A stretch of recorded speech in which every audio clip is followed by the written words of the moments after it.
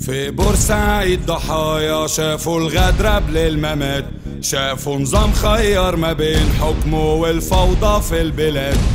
كان فاكر حكمه يوم هيخليه في أعلى مكان، والشعب الثوري يركع للعسكر زي زمان. طلبنا يعني استكمالا للثورة، الثورة يعني تطهير داخلية، يعني قصاص عادل وعاجل للشهداء، ثم مطلب لينا كده هو تخصيص دائرة خاصة من قاضي واثنين مستشارين للقضية دي اللي هي متفرغين تفرغ كامل للقضية دي. اطلق في كلابك كمان والفوضى في كل مكان، عمري ما هديك الأمان ولا تحكمني يوم كمان. اطلق في كلابك كمان والفوضى في كل مكان، عمري ما هديك الأمان ولا تحكمني يوم كمان.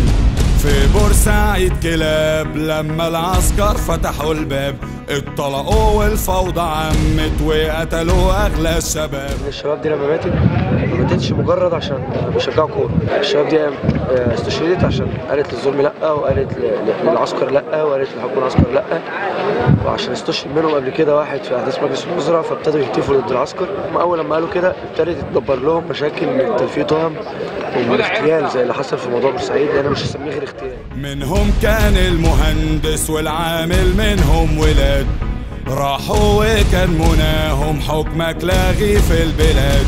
يا مجلس يا ابن الحرام، بعت دم شهيد بكام لاجل ما تحمي في النظام اللي انت منه كمان. وفي الاخر بيحاسبوا مين؟ ما بيحاسبوش اللي اجرموا في حق مصر، بيحاسبوا شباب مصر عشان التفوا حوالين نادي. بيقولوا لك هو النادي الاهلي بقى وطن الالتراس؟ بقى وطنهم. لما وطنهم يتسرق منه يروحوا يدوروا على وطن تاني اللي يطفي نار القصاص بالدم مش بالشيكات ولا بالفلوس.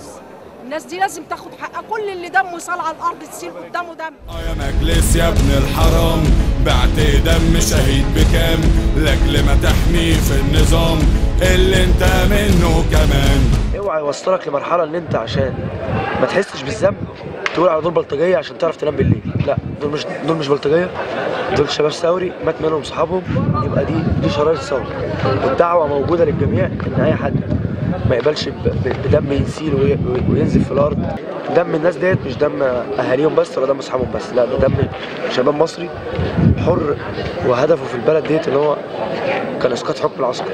يبقى بالتالي الناس دي ماتت عشان حق، طول ما هي ماتت عشان حق احنا اصحابهم كمان هيكملوا عشان حق. المفروض اهاليهم واصحابهم اللي ما يعرفهمش يكملوا معاهم على نفس النهج دوت. يبقى بالتالي دي مش ثوره التراس.